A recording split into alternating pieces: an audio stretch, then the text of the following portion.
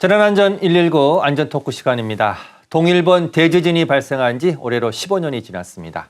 일본 역사상 최대 규모의 지진이었죠. 우리나라도 더 이상 지진의 안전지대는 아닙니다. 오늘 이 문제 집중적으로 짚어보겠습니다. KBS 재난방송 전문위원인 이호준 박사님 나오셨습니다. 박사님 어서 오십시오. 네, 안녕하십니까? 예, 2011년 3월 11일입니다. 정확한 그렇습니다. 날짜가. 네. 박사님이 일본에서 지진 해일 연구하셨잖아요. 예. 그 당시에는 어디에 계셨습니까? 2011년에는 저는 서울에서 근무하고 있었습니다. 아, 이 소식을 미팅하다가 듣고 저도 사실 깜짝 놀랐었거든요. 그러면 일본에서 공부하실 때는 어디에 계셨습니까? 제가 공부한 곳이 센다이고요. 그게 미야기현이고 예. 이번 지진 피해가 가장 컸던 진앙 바로 인근이기 때문에 제가 깜짝 놀랐던 겁니다. 그 피해가 어느 정도였습니까, 당시에? 실제적으로 규모 9.0이라고 하게 되면은요. 예. 지진계가 잴 수 있는 스케일 넘어서 있습니다. 예. 실질적으로는 그보다 더 클 수도 있거든요. 예. 그 얘기는 그 지역 일대가 전체가 너무 많이 흔들렸었고 예. 굉장히 많은 피해가 있었는데 예. 저로서는 굉장히 안타까운 게 뭐냐면은 제가 공부하던 건물이 산 위에 있었거든요. 예. 당시에는 굉장히 대표적으로 튼튼한 건물이라고 예. 건축토목과에서 지은 거라 예. 안전하다고 여겼었는데 그 건물이 무너졌어요. 그런 기억이 있고요. 예. 또 실제적으로 지금도 교수님들 그쪽에서 지금 연구하고 계시고 동료들도 거기 있고 예. 또 이웃 주민들 되게 저한테 친절하게 잘해주셨던 분들 예. 당시에는 이분을 괜찮을까라는 생각이 먼저 확 들더라고요. 아주 지금 공포스러웠습니다. 잠깐 지도 잠깐 보여주시겠습니까? 네. 지금 이거는 이제 화면인데 지금 센다이 지역 135km 해저에서 지금 지진이 그렇습니다. 발생했는데 계신 곳은 지금 어디 정도가 되는 건가요? 센다이라고 돼 있는 빨간 점 있지 않습니까? 예. 거기 살았었습니다. 거기 바로 밑이었군요. 예. 그러면 직접적인 피해를 입은 지역이네요. 실제 화면 보면서 놀랐던 게 예. 저한테 눈에 익숙한 곳이 거의 초토화됐거든요. 알겠습니다. 교수님 잠시만요. 저희가 이 동일본 대지진이 바닷속에 판이 뒤집히면서 발생한 해구형 지진입니다. 이 피해가 커진 건 수십 분 후 들이닥친 쓰나미 때문이었는데요. 당시 뉴스 잠깐 보고 대담 이어가겠습니다. 예. 거대한 지진 해일이 맹렬한 기세로 전진합니다. 육지에 도착한 해일은 거칠 것 없이 자동차든 건물이든 모든 것을 집어삼킵니다. 규모 8.8의 대지진이 발생한 건 오늘 오후 2시 46분. 진앙지는 일본 동북지방의 센다이에서 동쪽으로 135km 떨어진 태평양 해저 땅속 13.5km였습니다. 대지진은 곧 일본 동부 해안에 최고 높이 10m의 지진 해일을 일으켰습니다. 센다이 공항 활주로는 순식간에 바닷물에 잠겼고 도쿄의 관문인 나리타 공항과 하네다 공항도 잠정 폐쇄됐습니다. 내륙 곳곳은 불바다로 변했습니다. 지바현의 이치하라 정유시설엔 대형 화재가 발생했습니다. 도쿄에서도 아파트를 비롯한 여러 건물이 화염에 휩싸였습니다. 동북지방 대부분 지역에 규모 6에서 7의 지진이 발생하고 도쿄에서도 규모 5의 진동이 감지됐습니다. 산사태와 고속도로 파괴, 정전, 통신망 두절. 일본 역사상 최악의 지진이 열도를 아수라장으로 만들었습니다. 규모 8.8의 강진 직후 일본 센다이 지역으로 곧 지진 해일이 몰려옵니다. 해안 지역에 있던 자동차는 물론 대형 선박과 집들의 잔해가 엄청난 기세에 맥없이 떠내려갑니다. 건물 3층 높이의 지진 해일은 해안선에서 1.6km 떨어진 지점의 마을까지 순식간에 집어삼키고 고립된 주민들은 애타게 구조의 손길을 기다립니다. 일본 기상청은 지진 직후 최고 6m 높이의 지진 해일을 경고했지만 10m에 이르는 지진 해일이 일본 태평양 연안 쪽 대부분 해안에 몰아닥쳤습니다. 広い範囲に津波警報を出しています。大津波警報、津波警報が出ています。海岸や河口には近づかないでください。 물에 잠긴 공항에선 활주로가 폐쇄된 것은 물론 생명의 위협을 느낀 사람들이 옥상에 올라 구조를 기다렸습니다. 지진 해일로 인한 대규모 정전으로 건물 조명과 신호등까지 꺼지면서 도로 곳곳이 대규모 정체 상태입니다. 해안과 떨어진 지역의 주민들도 두려움에 긴급 대피에 나서는 등 일본 열도는 강진 이후에 지진 해일 공포에 휩싸여 있습니다. KBS 뉴스 김나나입니다. 박사님, 이 리포터가 2011년 3월 11일 네. 지진 해일이 발생한 당일날 네. KBS 9시 뉴스입니다. 그렇습니다. 죄송합니다. 이제 예측을 뛰어넘는 쓰나미 때문에 피해가 엄청나게 커졌는데 네. 제가 인명 피해를 보니까 네. 15,000명이 숨졌고요. 네. 2,500여 명이 실종 상태고 네. 주택이 완전히 무너진 게 12만 채 이상이었습니다. 그렇습니다. 제가 앞서 이게 해구형 지진이라고 말씀드렸는데 좀 설명을 해 주시죠. 이게 어떤 지진인가요?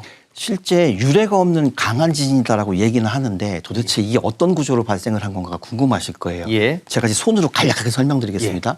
판구조라는 말씀 많이 아실 거예요. 예. 지각이라는 게 딱딱한 얇은 암석으로 되어 있는 판으로 형성이 되어 있는데 일본 열도 전체가 판하고 판 두 개가 만나는 경계선에 있습니다. 예. 실제적으로 이번 지진 같은 경우에는 태평양판이 제 왼손에 있고요. 예. 오른쪽 손에 이제 오호츠크 해판 북쪽에 있는 판입니다. 예. 두 개가 부딪히는 곳에 있습니다. 예. 근데 일반적으로 이 태평양판이 오호츠크 해판 밑으로 해마다 8cm씩 섭입됩니다. 밑으로 점점 내려가는 예. 거군요. 그렇게 되면 예. 어떻게 될까요? 판이 오른손이 이렇게 휘겠죠, 계속. 예. 흘려 들어가면서. 예. 중요한 건 이 판이 탄성체이기 때문에 스프링처럼 반발력이 있습니다. 예. 누르는 힘보다 이 반발력이 클 때 이게 텅 하고 튀어 올라갑니다. 이게 지진입니다. 이렇게 팡 하고 올라가는. 예. 그래서 판이 뒤집힌다는 표현을 쓰는 거군요. 역단층이라는 게 그렇게 이름이 붙여진 거고요. 예. 근데 중요한 건 튀어 올라가는 면적이 얼마냐에 따라서 규모가 결정이 되는데 예. 9.0의 지진 이번 튀어 올라간 9.0의 지진의 튀어 올라간 면적을 보게 되면은요. 예. 길이 500km, 폭 200km가 동시에 20m 뜬 겁니다. 500, 200이면 우리나라 그 안에 싹 들어가거든요. 예. 그 정도 땅덩어리가 해저에서 한꺼번에 움직인 겁니다. 그게 진동을 유발했고요. 예. 또 하나 중요한 건 그게 해구형이라 그랬으니까 바닷속에 있지 않습니까? 네. 500, 200km 돼 있는 물덩어리가 수심이 1000m면 그 물덩어리가 20m 그냥 상승한 겁니다. 그래서 쓰나미가 발생한 거죠. 그래서 쓰나미 피해가 실제 보게 되면은 그쪽 살리코 해안이라고 하거든요. 예. 복잡한 그 관광지가 있는데 예. 30m 이상의 해일이 발생한 곳이 길이가 200km 이상입니다. 30m면 철근 콘크리트 건물 그냥 때리면 넘어지거든요. 예. 이 정도로 강력한 해일이 해안을 때렸다라는 얘기고요. 예. 하나 더 나가죠. 그 해일이 후쿠시마 원전을 또 때린 겁니다. 그렇죠. 그래서 정전을 일으켰죠. 예. 그래서 지금 거기서 열이 막 1200도 이상으로 상승하고 있는 부분들 냉각수가 들어가야 되는데 냉각 펌프를 그대로 멈춰버린 겁니다. 정전 때문에. 예. 용기가 녹아내렸고 그대로 핵연료가 공기 중으로 방출이 된 거죠. 거기까지 이르는 삼중 재난이 이번에 같이 발생을 했고요. 예. 그에 따른 피해가 말씀하신 대로 인명 피해와 건물 피해, 재산 피해 포함하고 있는데 지진 그럼 항상 제가 유념하는 부분들이 뭐냐면 거기서 끝나는 게 아니고 사람 다치고 끝나는 게 아니고요. 예. 2,200억 불 이상의 손실이라고 합니다. 400조가 넘어요. 엄청난 재산상의 피해네요. 네. 예. 코베 지진이 1,000억 불이라고 하거든요. 2배 예. 이상이 되는 거죠. 예. 그 경제 손실이 일본에 그치는 게 아니고 또 해외로 나갑니다. 그래서 우리나라 지금 쓰나미는 오지는 않았지만 실제 경제 여파가 그때 공급망이나 이런 쪽에 굉장히 큰 영향이 있었었어요. 예. 그리고 세계를 한번 흔들었었고요. 예. 그런 좀 유례 없는 그런 이벤트였습니다. 제가 좀 궁금한 게 리포트에 보니까 규모 8.8이라고 네. 지금 얘기하고 있었습니다. 네. 당시에는 네네. 7.3에서 시작해서 8.8. 지금은 9.0으로 지금 확정이 된 거잖아요. 맞습니다. 왜 이렇게 달라지는 겁니까? 실제 지진이 터지게 되면 예. 500, 200km라고 말씀드렸지 않습니까? 예. 이게 동시에 그냥 순간적으로 다 움직이는 게 아닙니다. 한쪽 모퉁이에서 시작된 게 예. 도미노처럼 쫙 시간 두고 퍼져나가거든요. 예. 그 속도가 쓰나미가 더 빠를 수도 있어요. 그런 시간을 두고 가기 때문에 계속 발표되는 정보가 달라지는 거죠. 궁극적으로 마지막에 봤더니만 9.0 스케일에 9.0이었다. 같다는 얘기를 하는 겁니다. 하나 더 궁금한 게요. 네. 그러니까 쓰나미의 높이가 네. 리포트에는 3층 높이 또 10m짜리도 있고 예. 30m가 넘는 짜리도 있습니다. 네. 이게 왜 이렇게 좀 다른 건가요? 실제 쓰나미가 전파될 경우에는 한 곳에 모일 적에 지형에 따라서 굉장히 달라지기도 하고요. 예. 또 하나 쓰나미가 들어갈 때는 1파 들어가고 2파 들어가고 3파 들어가고 반복되는데 예. 그 파동의 순서에 따라 가지고도 오히려 첫 번째 파동보다는 뒤쪽 파동이 훨씬 크기도 합니다. 지형적인 변화, 그다음에 파동의 순서에 따라 가지고 지역별로 굉장히 다른 높이들이 발생하는 거죠. 그러면 처음에 10m였다가 네. 뒤에 오는 순차적으로 오는 쓰나미는 더 클 수 더 있습니다. 클 수 있다. 그래서 예. 30m가 지금 그렇습니다. 해안 도시를 덮친 거잖아요. 네, 그렇습니다. 예. 자, 그러면 이 30m짜리 쓰나미가 해안 도시를 덮치면서 피해가 큰 건데 이게 도착하는 시간, 쓰나미의 속도는 어느 정도입니까? 쓰나미의 전파 속도 바다에서 수심이 깊을수록 빠릅니다. 아, 그래서 일반적으로 1000m 정도 수심이라 그러면 초속 100m 날아갑니다. 그러면 시속 시속으로 360km 정도 되는 거죠. 360km. 중요한 건 태평양처럼 수심이 예를 들어서 1000m가 아니고 4000m까지 간다. 예. 그 경우에는 그 제트 여객기하고 똑같습니다. 비행기 속도네요. 예, 800km입니다. 시속. 지금 고속철도가 300km니까 아, 거의 늦은 게 300km고. 그렇습니다. 예. 해안가에서 그 정도로 늦게 가는 건데 예. 지금 보시게 되면은 해안에서 약 130km 떨어져 있거든요. 예. 그 얘기를 얘기 듣는다 그러면은 뭐 20분이면 벌써 들어간다는 얘기고 지진이 움직이는 가운데 벌써 해안에 해일은 도착해 있는 거죠. 자, 그러면 10분에서 20분, 뭐 네. 짧게는 10분에서 20분 사이에 쓰나미가 도착했다면 네. 이게 피하기가 너무 어렵지 않습니까? 왜 이렇게 빨리 도착하는 겁니까? 예. 그 정도로 해안에 가깝게 있었기 때문에 지진의 지진이 진앙하고 예. 해안가가 130km가 굉장히 가까운 거리고요. 예. 또 하나 아까 말씀드린 대로 쓰나미의 속도가 굉장히 빠르기 때문에 불과 20분 이내에 도달한다. 예. 마지막은 더 빨라지는 이유가요. 예. 산리쿠 해안은 우리나라 남해안처럼 아주 복잡한 리아스식 해안이거든요. 예. 이 지형에 따라 가지고 어느 곳에 한쪽으로 에너지가 집중이 될 때 속도가 더 빨라집니다. 그렇기 때문에 체감으로 하는 거는 훨씬 더 빠른 쓰나미의 내습 속도를 느낄 수 있죠. 자, 그러면 뭐 규모 9.0 예, 예, 그리고 속도가 10분에서 20분 내에 해안 도시를 덮쳤고요. 그렇습니다. 그 속도가 시속 800km가 넘는 예, 쓰나미가 그런 경우도 왔는데 있죠. 예. 예. 자, 그러면 일본의 기상청이 이 네. 정도의 지진 규모, 그러니까 7.3에서 8.8, 네. 9.0, 그리고 최초 쓰나미의 높이는 3m 정도로 예측했다고 제가 들었는데 이게 네. 예측을 제대로 잘 못한 겁니까? 어떻습니까? 아까 뉴스에 잠깐 보시게 되면은 6m 정도라고 또 나오거든요. 예. 계속 변하는 이유가 좀 전에 제가 설명드린 대로 연동형 지진이기 때문에요. 예. 한 구석에서 발생한 부분 이 지진 움직임이 운동이 쭉 전파되지 않습니까? 예. 그때마다 발표되는 지진 규모가 달라지고 그에 따른 쓰나미 높이도 계속 달라지겠죠. 예측되는 값이. 예. 그렇기 때문에 초동에는 약 3에서 6m 정도는 해일이 들어올 거다라고 예. 발표하다 보니 이분들은 3에서 6m라 그러면은 내가 있는 곳이 이 방파제 안 넘겠네. 아, 이러고 있다가 방파제 뒤에서 많이 희생되신 분들도 많이 계시고요. 예. 더 그 골든타임을 놓치는 경우도 되게 많습니다. 근데 이거에 대해서 과연 일본 정부의 이게 실책이냐라고는 못하는 부분이 뭐냐면 예. 일본이 그 부분을 한번 말씀드리겠습니다. 일본이 지진 재해를 관리할 적에 예. 구역 관리가 있습니다. 예. 구역이라고 하는 건 면적이거든요. 한 지역에서 지진이 발생할 때 제가 아까 튀어 올라가는 면적 말씀드렸지 않습니까? 예. 이 구역을 넘는 정도의 면적이 한꺼번에 이상 넘는 게 안 발생할 거다. 아, 그 라는 정도는 적어도 예. 지진이 발생하지 않을 거다. 예, 그건 넘는 그러니까 구역이라는 게 그거 넘는 지진은 없다라고 통계적으로 예측을 했는데 예. 동일본 지진 같은 경우는 구역 5개가 동시에 움직인 겁니다. 예측을 넘어섰네요. 통계 예측을 한참 넘어선 거고요. 예. 지진 통계라는 게 길게는 1000년까지 가는데 예. 그거 이상 넘어가는 스케일의 지진이 이번에 발생한 거라 불가항력이라고 할 수밖에 없습니다. 아, 불가항력이다. 뭐 네. 일본 정부를 많이 이렇게 두둔해 주시는 느낌이 드는데 사실은 지진이라는 거는 예측 가능한 범위 내에서는 대비가 되어 있지만 그렇죠. 지진이 위험한 게 네. 예측을 넘어서는 범위이기 때문에 더 위험한 거 아니겠습니까? 그렇습니다. 그런 의미에서 일본 정부가 제대로 대응을 했다. 이렇게 네. 보기엔 좀 어려울 것 같은데요. 그렇다고 대응을 잘했다라고도 또 얘기를 못 합니다. 예. 왜냐하면 말씀하신 대로 지금 제가 말씀드린 대로 지진 규모라는 게 우리가 예측한 대로 일어나지 않지 않습니까? 그렇지만 그에 대한 대책을 마련할 때는 또 아주 고정적으로 해버려요. 내진 설계는 얼마. 예. 또 하나 매뉴얼에 따라서 이 지진 발생하면 어떻게 해.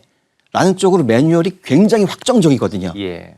근데 유동적인 어떤 위험에 대해서 확정적인 계획을 갖고 간다? 그거 자체가 모순인 거죠. 그러면 잘 대처하기가 쉽지 않을 수 있겠네요. 그렇죠. 굉장히 유동적이고 순발력을 요하는 예. 그때 순간마다의 순발력에 따라 가지고 마치 뭐냐면 허드슨 강이 옛날에 여객기가 한번 착륙했지 않습니까? 맞습니다. 그 매뉴얼 위반이고 위법입니다. 예. 그렇지만 그렇게 해서 안전했지 않습니까? 예. 이런 유동적인 대책이 필요한 건데 일본 정부 그동안 해왔던 부분들은 굉장히 아주 픽스돼 있는 예. 고정돼 있는 이런 대책만 사용을 해왔다. 예. 그런 부분들이 피해를 키운 하나의 원인이 되는 거고 예. 그 부분에 있어 갖고 최근에 이 동일본 지진 이후에 많은 부분들이 유동적으로 바뀌고 있는 것도 사실입니다. 이게 계기가 됐으니까 네. 정책이 변화되고 네. 말씀하신 대로 예측을 뛰어넘는 지진에 대한 대책을 세웠을 텐데 특히 쓰나미에 대한 대응책이 어떻게 바뀌었습니까? 일본이 그게 궁금하네요.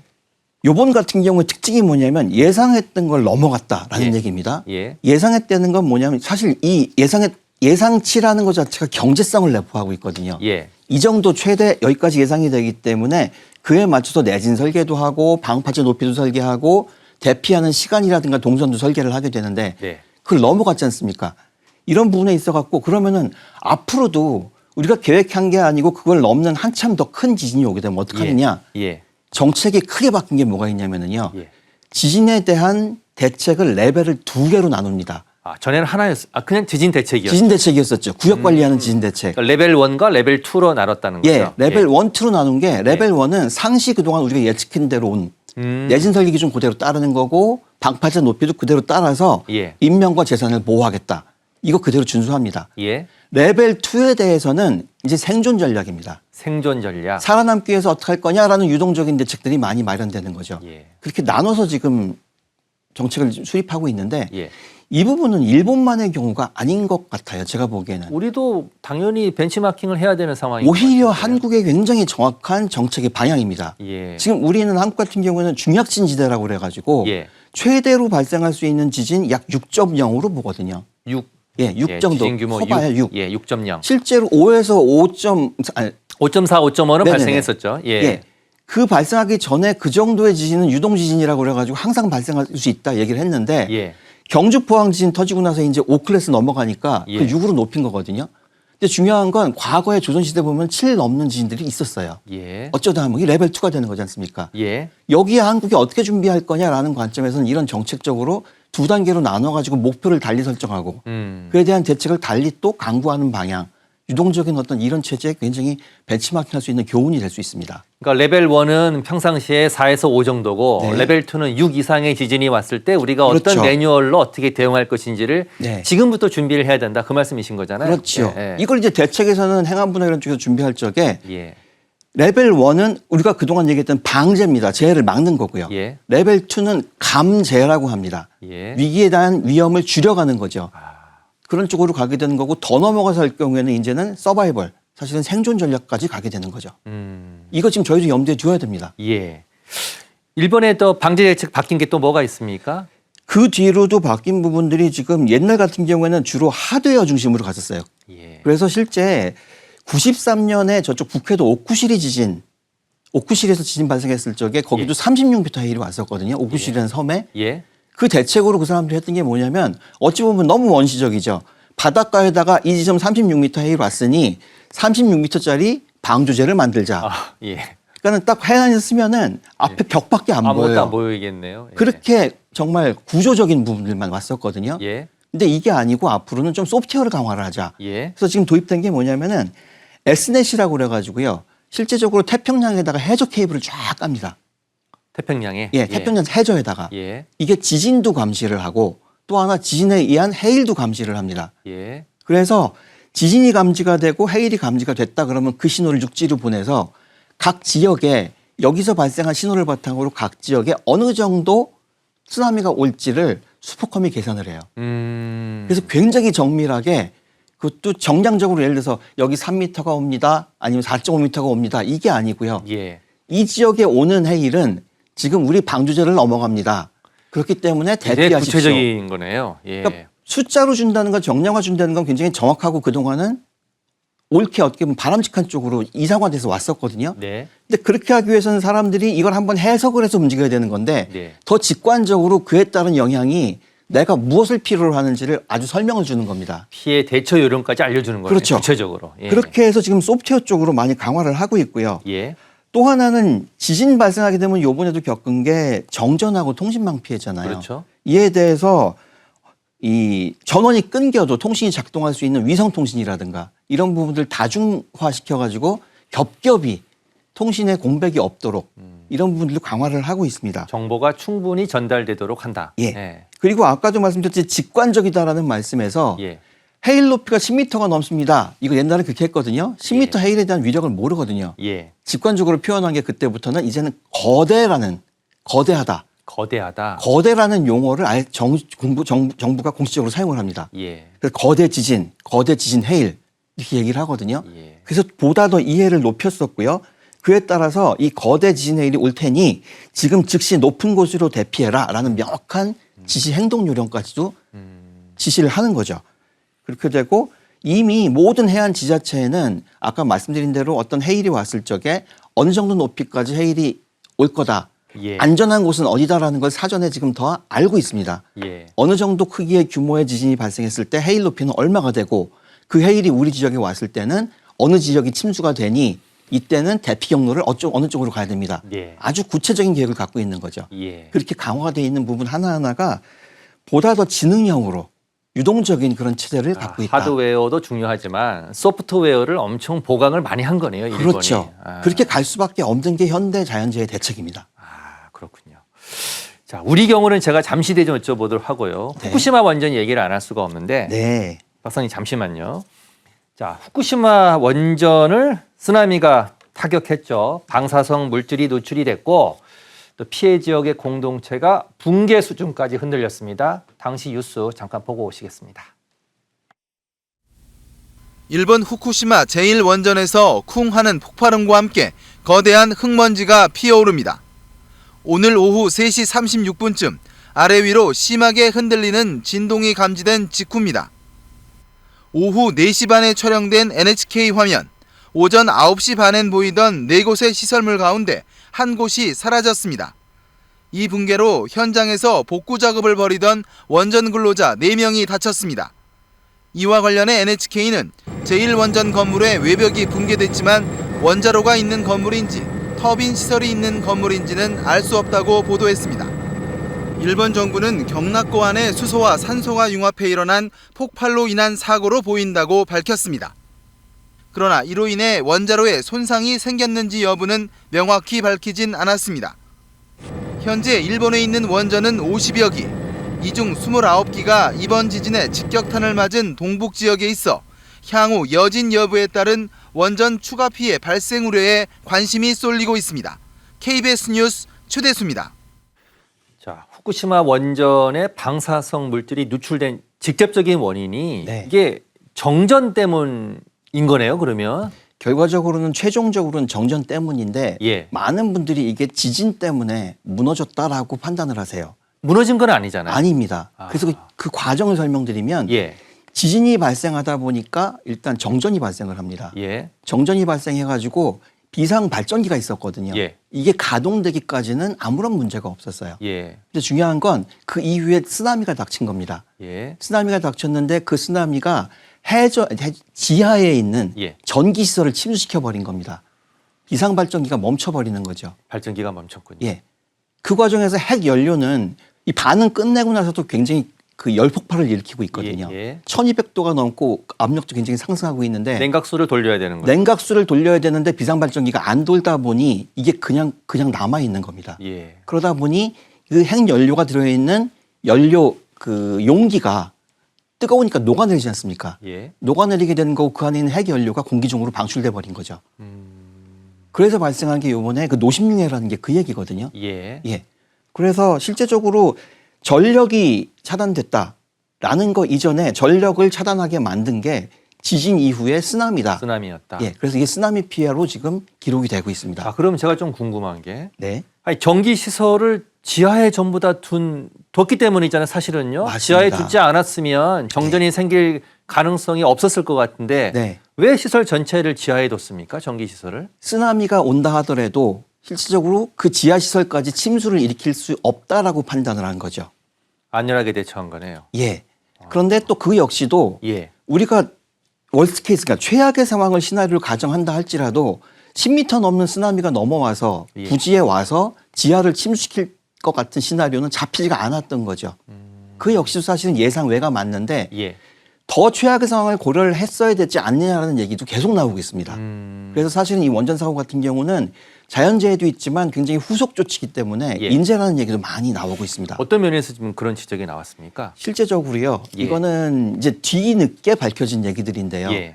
이 부지 자체가 그 후쿠시마 원전에 있는 부지 자체가 당초에는 35m 높이였었어요. 아, 조금 높은 35m면 꽤 높은 굉장히 높은데. 높은 거죠. 예. 그런데 35m가 되다 보면 어떤 문제가 생기냐면은 예. 바닷물을 끌어와서 냉각수를 공급을 해야 되거든요. 네. 바닷물 끌어오기가 힘드는 겁니다. 펌프를 돌리면 될 것 같은데. 그런데 예. 20몇 미터를 깎아버린 거예요. 그래서 지대를 낮춘 거네요. 예, 부지가 10m 정도로 낮아진 거죠. 예. 그게 원인이 됐고요. 또 하나 그럼에도 불구하고 도쿄전력에서 발표하는 게 이 지역에 10m가 넘는 쓰나미가 올 수도 있다라는 게 발표도 됐었어요. 예. 그런데도 그걸 안이하게 대처한 거죠. 아, 경고를 했음에도 불구하고 대응책을 마련하지 않은 거네요. 그렇죠.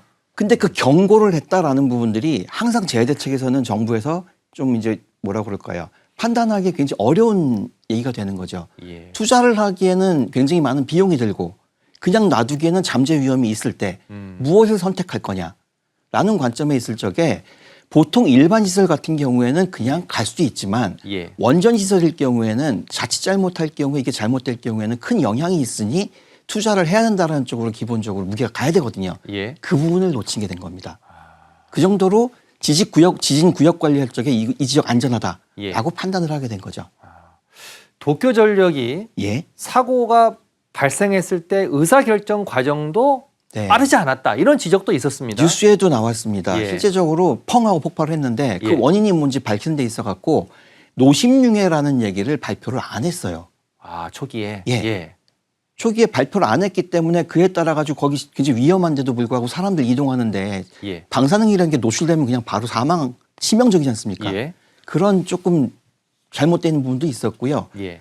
또 하나는 이게 매뉴얼 같은 것도 지금 네. 제대로 갖춰지지 않았다. 그런 얘기도 있었습니다. 매뉴얼이 있었는데 아까 예. 말씀드린 대로 매뉴얼을 고정시켜 버린 겁니다. 이런 사고가 발생했을 때는 반드시 본사에 연락을 해서 냉각수를 투입을 해야 된다라는 근데 그것조차도 늦어진 거죠.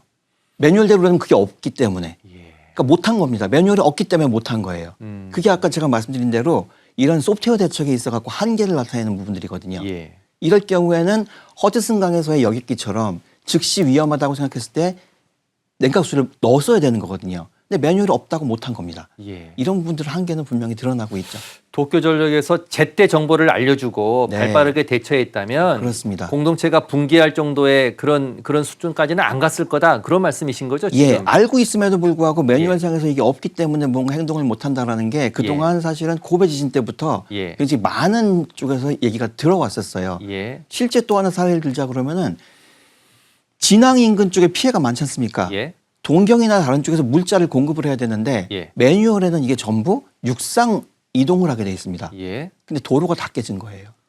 헬기를 띄워야 되지 않습니까? 예. 매뉴얼이 없어요.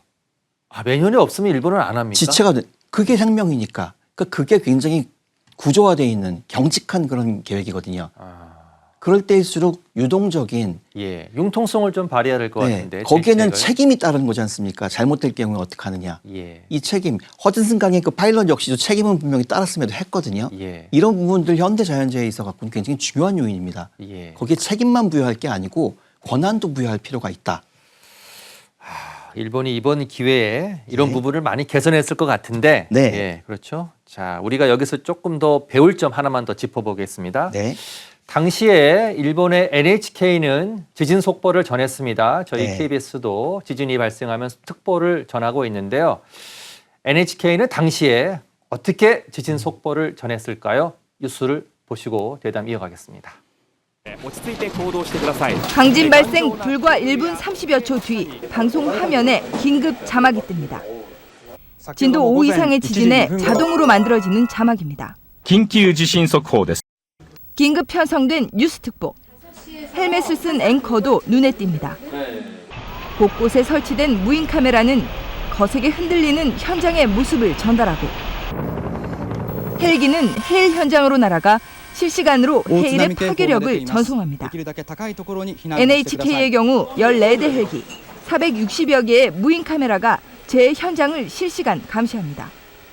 방송은 신속하게 이루어지지만 침착함을 유지합니다.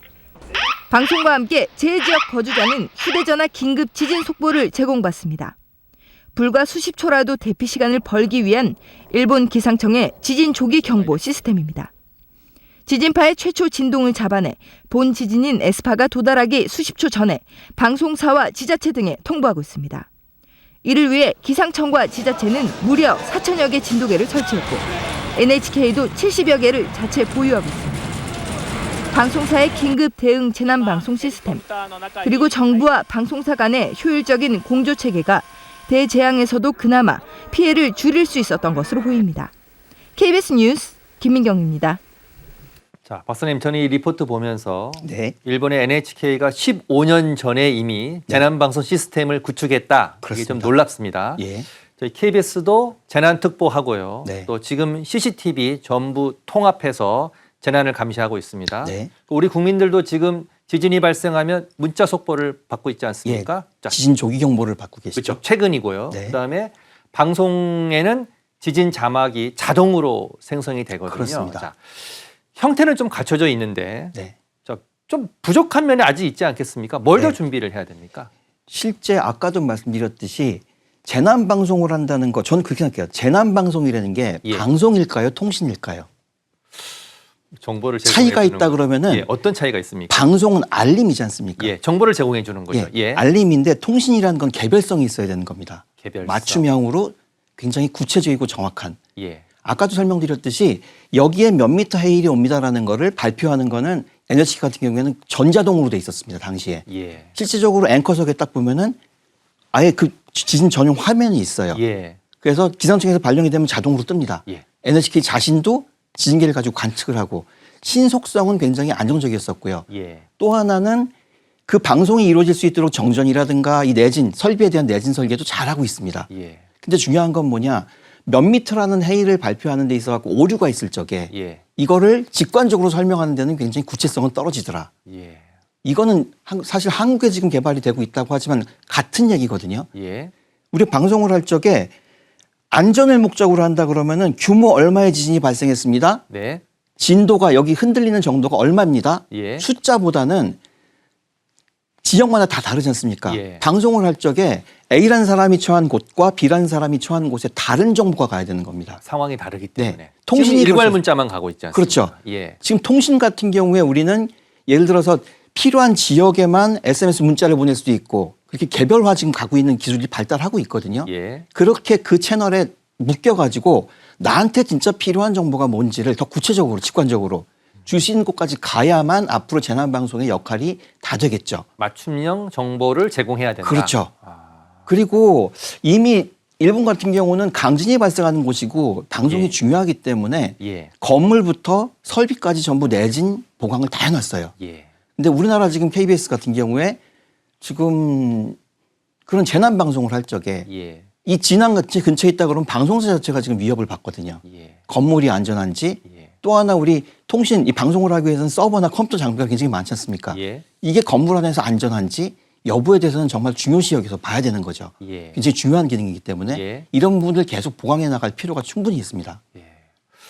그러니까 일괄 문자는 제공하고 지진이 어디에서 발생을 했고 규모가 네. 얼마다 이건 알 수 있지만 네. 내 지역이 지금 내가 있는 지역이 얼마나 위험한지 네. 이거 어디로 대피해야 되는지 네. 이것까지 좀 구체적으로 네. 어떤 정보를 제공해야 된다는 그런 말씀이신 거죠? 우리나라 지진 조기경보 같은 경우에는 지역별로 진도 분포가 어떻게 된다까지 나오거든요. 예. 이런 부분들을 방송에 낼 적에 한꺼번에 내는 게 아니고 예. 내가 있는 곳에 화면에 딱 뜰 적에는 나만이 지금 소용되는 예. 내가 있는 좀 더 곳이 구체적으로 서울이다. 예. 나누어서 예. 지역을 나누어서 나는 서울에 있으니까 서울의 진도만 알고 싶은 거예요. 내가 옆에 있는 대전이나 이런 걸 알 필요가 없는 거거든요. 예. 나한테 필요한 정보만 볼 수 있도록 이 통신에다가 정보를 분할해서 보내는 거죠. 예. 그게 이제 통신의 기능입니다.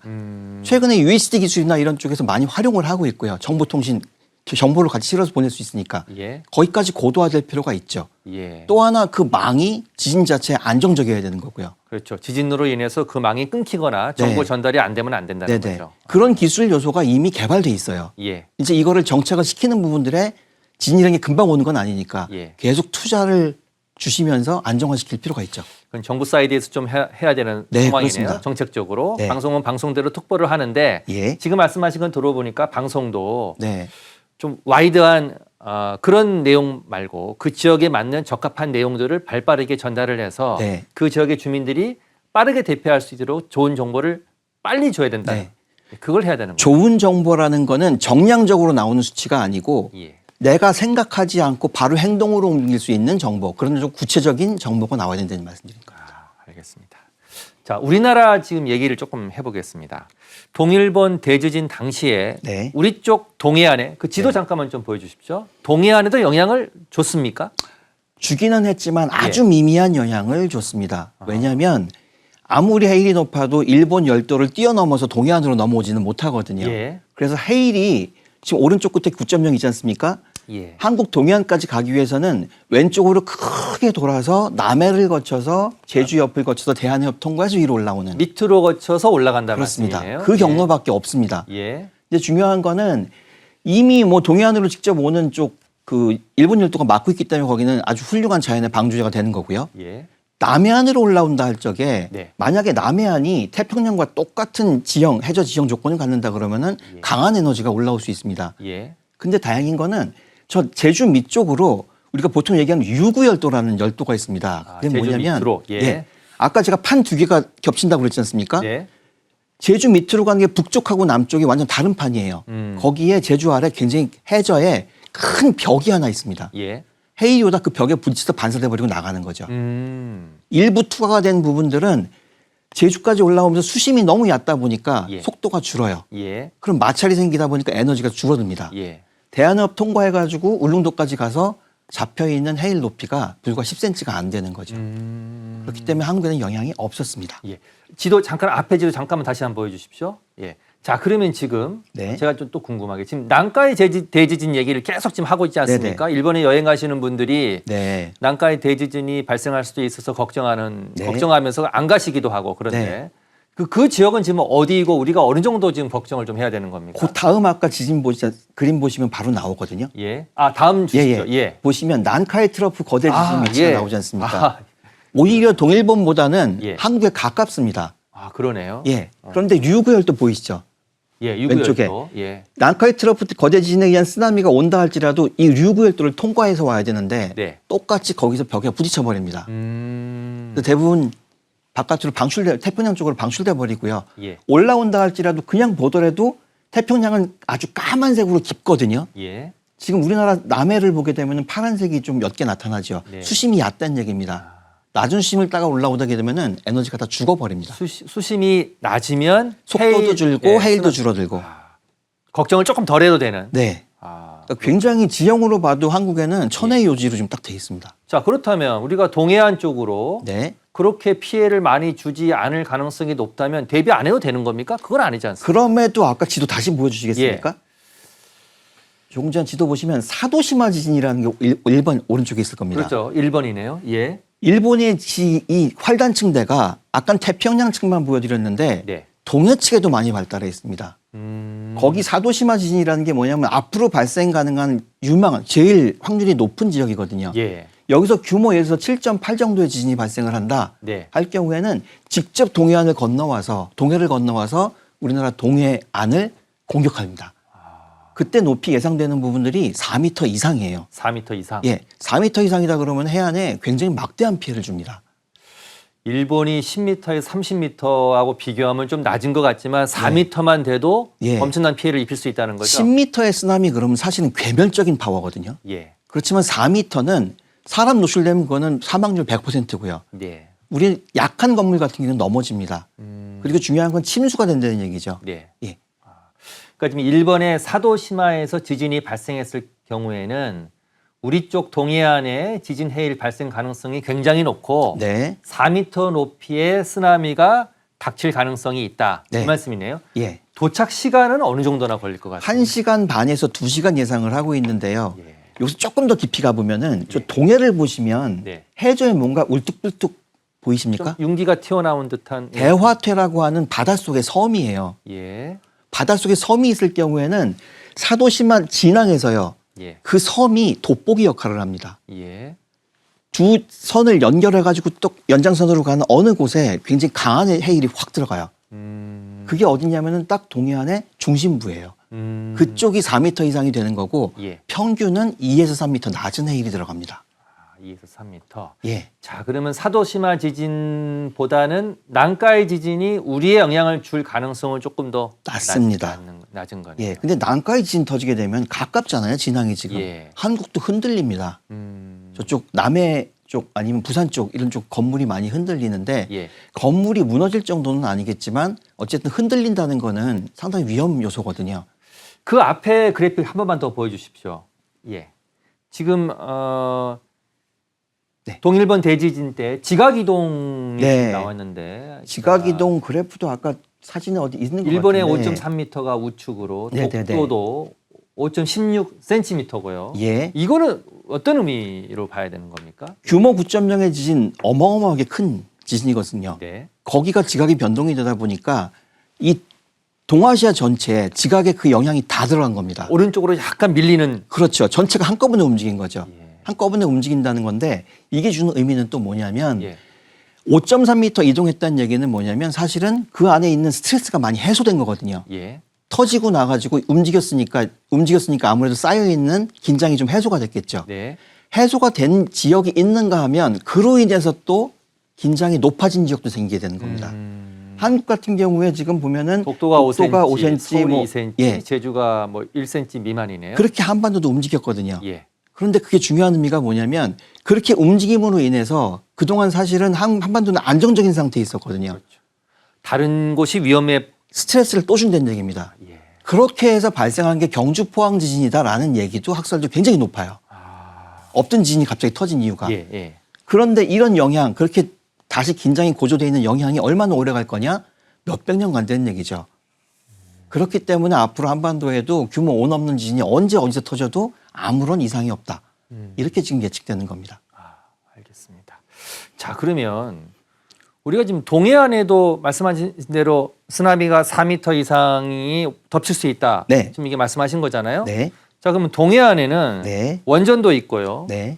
자동차, 선박회사 다 밀집되어 있습니다. 네. 자, 여기는 내진 설계가 잘 돼 있습니까? 당연히 원전 시설이기 때문에 예. 가장 최고 등급의 지금 시설로 내진 설계 완비돼 있고요. 준비도 갖추고 있는데 예. 실제적으로 우리나라 지금 원전 시설 10m 쓰나미가 오더라도 넘어오지 않습니다. 10m가 와도 예. 견딜 수 있도록 내진 네네. 설계가 되어 있다. 예. 그리고 동일본 지진 이후에 또 교훈을 받들어 가지고 예. 비상발전기가 필요하지 않습니까? 예. 고정이 아니고 이동형입니다. 예. 이동형의 비상발전차가 지금 고지대에 배치돼 있어 갖고 항상 움직일 수 있고요. 예. 또 하나는 좀 어려운 얘기인데 수밀문이라고 그래 가지고요. 예. 문인데 굉장히 조밀하게 강한 문입니다. 이 강한 문이 하는 역할이 침수를 방지하는 역할, 또 하나 전력 공급 차단을 막는 역할, 예. 그리고 방사능을 차폐하는 역할까지 한꺼번에 다 합니다. 사실은 지진 크게 터졌다. 예. 원전으로 대피하는 게 가장 안전합니다. 현재는 거꾸로 예. 거꾸로네요. 그렇죠. 원전이 위험해서 원전에서 멀리하는 게 아니라 그 시설이 가장 원전이 안전한 시설입니다. 내진 설계가 잘 되어 있기 때문에 원전으로 대피하는 게 안전하다. 예, 그렇게 말씀드려도 될 정도로 지금 준비를 하고 있고요. 예. 또 하나 지금 뭐 부산하고 울산의 현대차라든가 굉장히 다양한 지금 자동차부터 중공업 많지 예. 않습니까? 나라의 핵심 기업이 다 있습니다. 예, 동일본 지진 주는 영향으로 그 교훈으로 여기도 역시 굉장히 유동적인 지금 계획을 많이 갖고 있어요. 예. 예를 들어서 해안 구조물, 선박에 드나드는 해안 구조물 같은 경우에는 밑에다 중심을, 시설물의 아래 중심을 놓아가지고 예. 잘 움직이지 않도록 예. 그렇게 대책도 마련하고 있고 비상시에 그러니까 대피가 중요한 거니까 이 대피 시스템도 굉장히 많이 강화를 하고 있으며 훈련도 강조하고 있고요. 근데 사실은 이 훈련 프로그램을 말씀드렸는데 제가 느끼기엔 그렇습니다. 한국 같은 경우에도 지진 같은 경우는 대부분 무언가 구조적인 대책이 막아줄 거다라는 고정관념이 아주 강하세요. 예. 그렇지만 현대 자연재해가 주는 거 어떤 자연재해도 구조적인 대책 가지고 다 막을 수 있는 건 없습니다. 소프트웨어가 반드시 들어가야 됩니다. 예. 근데 그런 불확실한 상황 어떻게 우리가 알고 판단할 거냐. 예. 즉시 대응하기. 사람 판단 늦거든요. 명령도 늦고. 우리한테 지금 최근에 하나의 준 또 하나 기술이 인공지능 기술이지 않습니까? 예. 이 인공지능 기술이 그거를 수천만 회의 다양한 시나리오를 생성할 수 있는 부분들이 있고요. 네. 거기서 최악의 상황의 뭔지를 끄집어내는 데는 아주 유능한 그런 기술이거든요. 예. 여기에 그럼 사람들이 어떻게 능동적으로 이 정보를 듣고 대응할 거냐. 예. 이걸 앞으로 구상해 가는 것도 재해대책에서는 굉장히 중요하죠. 그렇게 지능형 체제로 바꾸는 부분들. 지금 기술 많이 올라와 있고요. 이미 시도도 되고 있습니다. 예. 머지않아 그런 세상이 올 겁니다. 지금 원전은 내진 설계가 규모 6 정도를 견딜 수 있도록 돼 있습니까? 네, 그렇습니다. 예전 시설 같은 경우는 6.5까지 견디도록 돼 있는데요. 네. 실제적으로 지금 새로 짓는 것들. 새로 짓는 건 7까지 견디도록 지금 직하형으로 7까지 견디도록 지금 설계되고 있는 걸로 예. 알고 있습니다. 저희 이제 우리나라가 네. 중약진 지역입니다. 그러니까 규모 4에서 5 정도를 뜻하는데 네. 과거의 지진을 보면 네. 2016년도에 경주 지진이 규모 5.8이었고요. 네.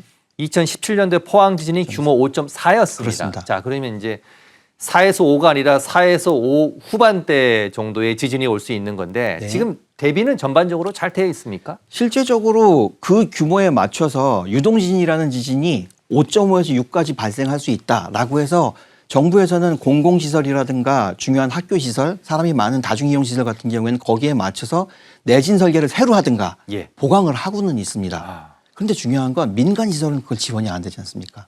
지금 민간 시설은 어느 정도 지금 전체 설계가 되어 있나요? 16에서 17% 정도밖에 내진 성능을 갖고 있지 않아요. 그렇다는 나머지 얘기는 70%는 지진이 왔을 때는 붕괴 가능성이 있는 거군요. 예, 그렇게 돼 있고 또 하나 이 시설을 설계하는 데 있어 갖고 설계 목표라는 게 있거든요. 예. 설계 목표가 일반적으로 1등급이라고 우리가 일반적으로 얘기하는 그 1등급의 의미가 뭐냐면 예. 인명안전 목표입니다.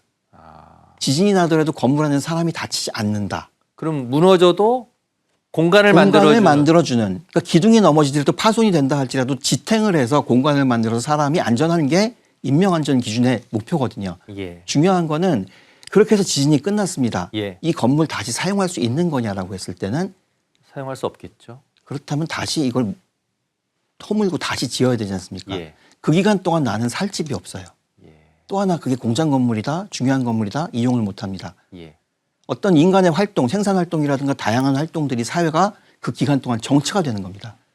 그럼 붕괴가 되지 않도록 설계를 해야 되는 겁니까? 붕괴가 되지 않도록 설계를 해야 되는데 네. 그러기에는 또 어쩌다 한번 일어나는 지진, 우리가 체감하지 않는 부분들에 거기에 과다한 투자가 이루어진다라는 평상시에 지적이 나오고 있는 거죠. 예. 항상 그러니까 중약진지대에서 어려운 게 뭐냐면 안전을 위해서 어디까지 투자를 해야 돼? 돈을 어느 정도 투입할 수 있느냐? 그렇죠. 예를 들어서 아까 설명드린 대로 레벨 1이 있고 레벨 2가 있습니다.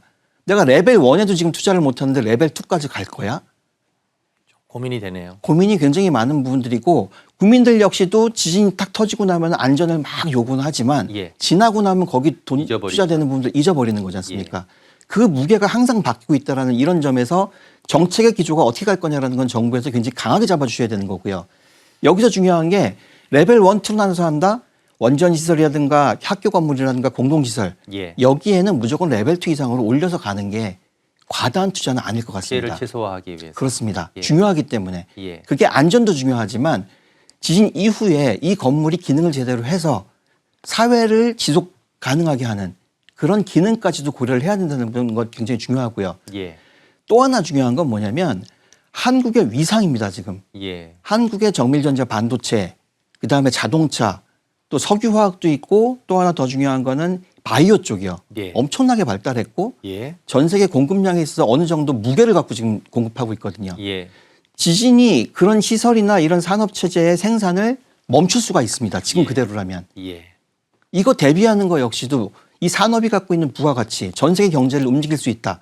여기에 책임을 두고 정부가 이거는 무게를 둬야 되는 게 맞습니다.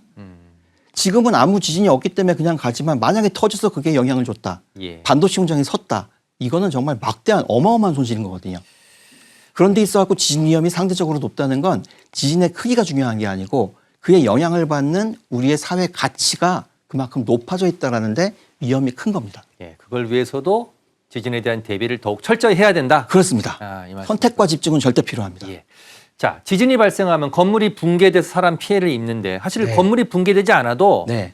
그 안에 계신 분도 피해를 입을 가능성이 높다는 거잖아요. 예. 아까 말씀드렸듯이 인명안전 목표로 설계를 했다. 예. 건물이 안전하다는 얘기거든요. 예. 근데 실제 지진이 왔을 때 일본 사례에서도 사람이 다치거나 인명 피해를 주는 대부분의 요인은 뭐냐면 건축물보다는 건축물 안에 들어있는 우리 보통 비구조 요소라고 합니다. 예. 가구라든가 무거운 물건, 냉장고. 이런 게 냉장고. 무너지면서 다치는 거군요. 그게 넘어지면서 사람들 많이 다치거든요. 이런 부분들을 어떻게 할 거냐. 이 비구조 요소에 대한 내진 대책.